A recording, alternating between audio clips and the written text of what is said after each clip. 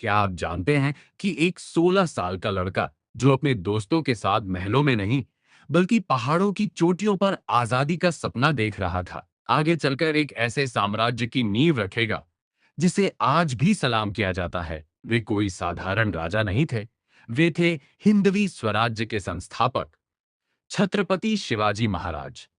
शिवाजी महाराज को गुरिल्ला युद्ध गनिमी कवा का पितामह माना जाता है।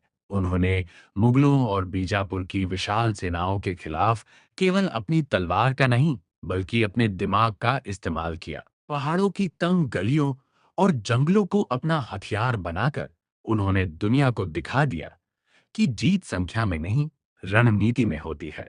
लोग उन्हें सिर्फ जमीन का योद्धा समझते हैं, लेकिन वे भारत के नौसेना के जनक, फादर ऑफ इंडियन नेवी भी थे। उन्होंने समुद्र की महत्ता को तब समझा जब बाकी सब उसे नजरअंदाज कर रहे थे, और उससे भी बड़ी बात, उनका पर्यावरण प्रेम। उन्होंने फरमान जारी किया था कि युद्ध के लिए एक भी फलदार पेड़ जैसे आम या कटहल नहीं काटा जाएगा। 17वीं सदी में ऐसी दूरदर्शिता आज भी अचरज में डाल देती है।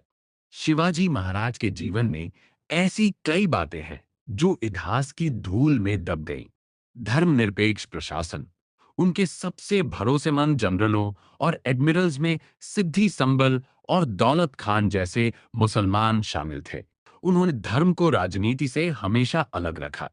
युद्ध का कोड, उनके सैनिकों को सख्त निर्देश थे। युद्ध में किसी महिला, बच्चे या बुजुर्ग को नुकसान नहीं पहुंचाना है। युद्ध के दौरान अगर किसी दूसरी धार्मिक किताब जैसे कुरान को पकड़ा जाता तो उसे पूरे सम्मान के साथ वापस लौटाया जाता था। आर्थिक सुधार, उन्होंने सामंतवाद को खत्म कर सैनिकों को सीधे नकद वेतन देना शुरू किया ताकि सत्ता का विकेंद्रीकरण न हो और भ्रष्टाचार रुके। शिवाजी महाराज ने न सिर्फ एक राज्य जीता बल्कि एक ऐसी संस्कृति बनाई जहां हर इंसान को सम्मान मिलता था। उन्होंने साबित किया कि असली राजा वह नहीं जो तलवार से राज करता है, बल्कि वह है जो न्याय के आधार पर दिलों को जीतता है। अगर आपको शिवाजी महाराज की यह अनसुनी दास्तान पसंद आई तो द नॉलेज लैब को सब्सक्राइब करें, क्योंकि यहाँ हम सिर्फ इतिहास नहीं बल्कि प्रेरणा की तलाश करते हैं। जय हिंद।